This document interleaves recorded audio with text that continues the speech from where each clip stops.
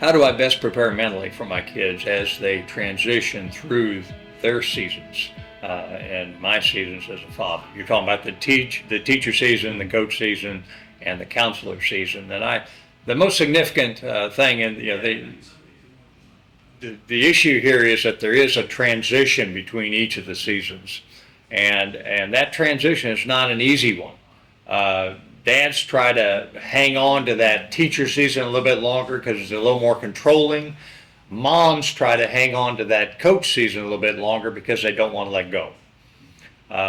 Just generally, I'm not suggesting that's always the case, but to transition from the teacher season to the coach season, the preparation is that, well, it's going to hit you one way or the other, is that those short answers, because dad told you so, or that's just the way it is, those short answers aren't going to work any longer. They're going to start to stir up animosity and anger.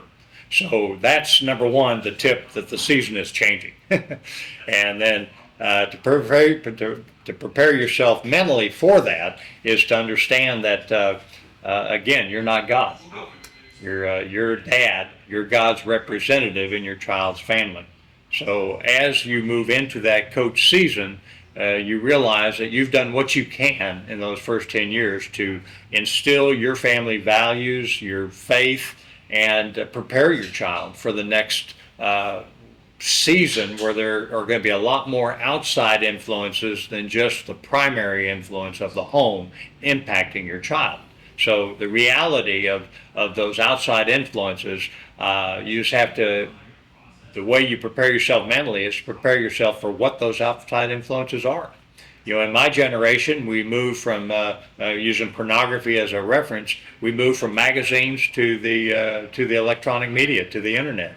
That's a whole different level of temptation and influence that this has over a child's mind. And these days, the pornographic industry is going after children.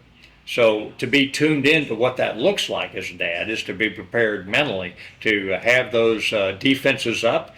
Not that you can protect your child completely from everything. They say the youngest age, the average age of first exposure to pornography today is 9 years old.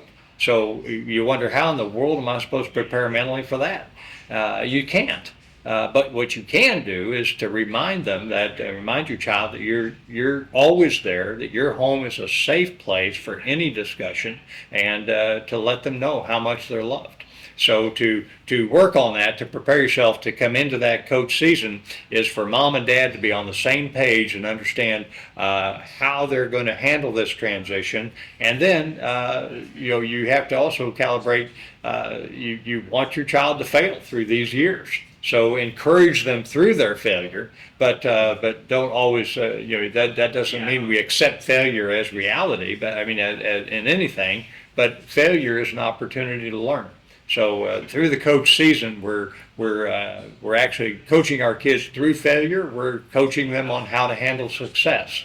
But that transition time is a matter of realizing that you're not able to protect your child anymore. And so mentally, you have to understand that God's got your back. He is worthy. He is sovereign, and He's worthy of our trust. So we do what we can do, as Oswald Chambers says. We can't do what God does, which means He's ultimately the protector of our children.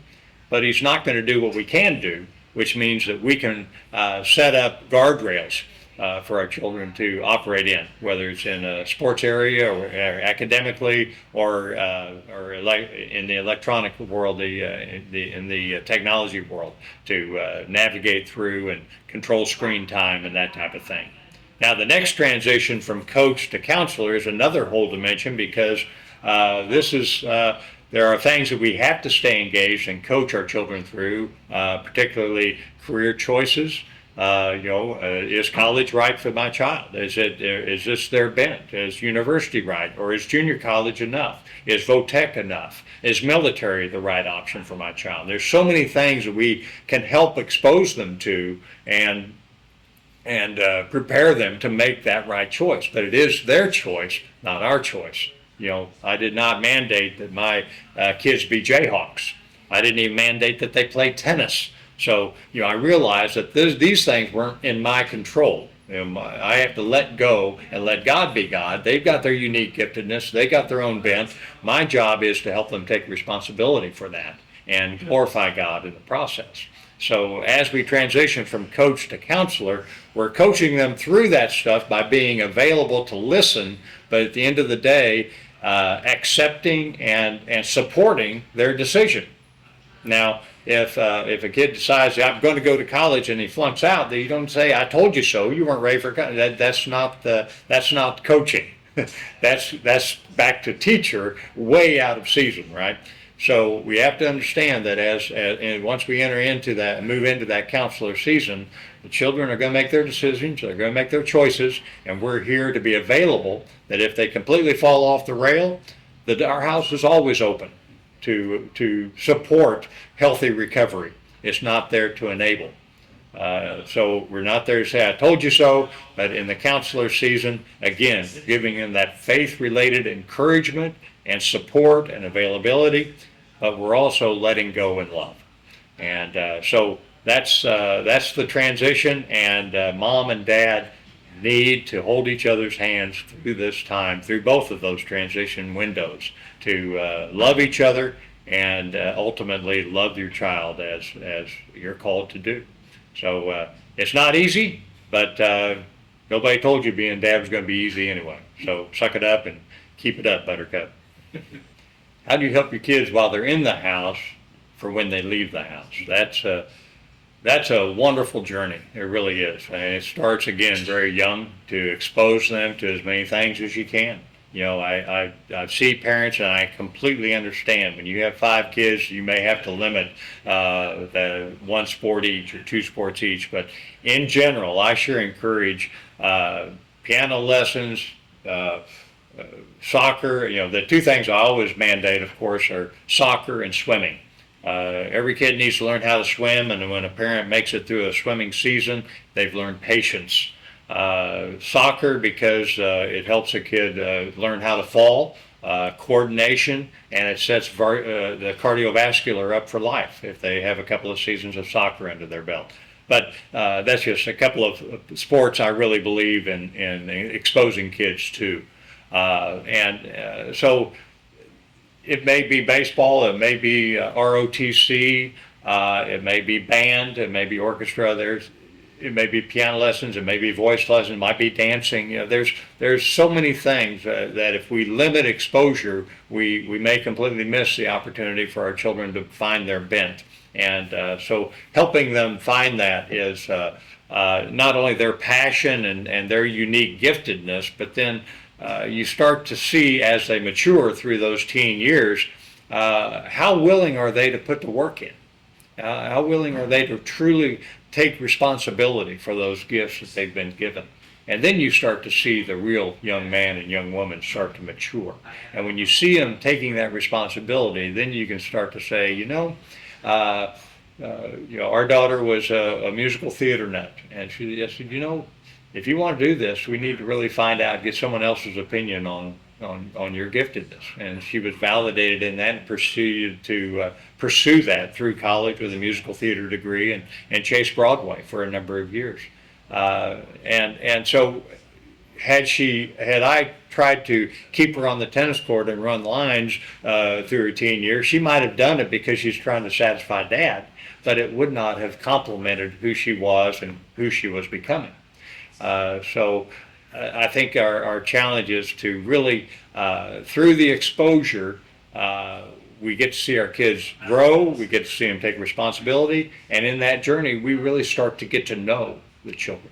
And with your bride and you, with my bride, always say women have a radar that knows what's going on around and can really kind of see, are they doing this for you, Dad, or are they doing this for, and then us dads, we have a gut feel that this is right or this is not right. And so as our kids start to get in those later high school years and making those decisions, again, whether it's military, whether it's ROTC, whether it's a VOTEC route or another for a young lady, whatever the route may be, there's other areas that don't necessarily require a college education, or if it's college bound, then that's the way we try to be sensitive. Once we know our children to that level, we can start to understand that, yeah, they really are more bent toward a junior college route and then possibly university, or they're really focused, and I think university may be the right way. They want to pursue something specifically, or again, if they're better with their hands and just more practically minded, then maybe it doesn't require that extra schooling at all. So I think it's important that we allow our kids to try different things, and their first decision post high school may not be the right one. But I always look back at the decisions I made, and if the Lord got me here, He can get my children wherever He wants to get them. So that's my peace of mind. And Dad, I would say, don't sweat about it. Don't. I mean, certainly there is sweat. There's sweat in everything we do as dads because we love our kids so much. But I would say, don't put too much pressure on yourself, because with you and Mom working together, and maybe other coaches that you've talked to, or other teachers you've talked to, other professionals that you've talked to, I do believe there's a lot of opportunities. The one thing I failed to mention was get those jobs, get that intern work in high school. If there's a bent toward working on cars, get him in a mechanic shop in the summer and see how it goes. If there's a tendency, for me, it was, do I really want to go to school? Well, I did a couple of summers of roofing, and I learned I think I really do want to stay in school. So anyway, these are things you can do to help a child understand that you don't always want to take the easy way out, but you also always want to complement what the Lord's up to and how He's uniquely gifted you intellectually or physically to move forward, with the end goal being always to glorify the Father on the journey. Keep up the good work, Dan.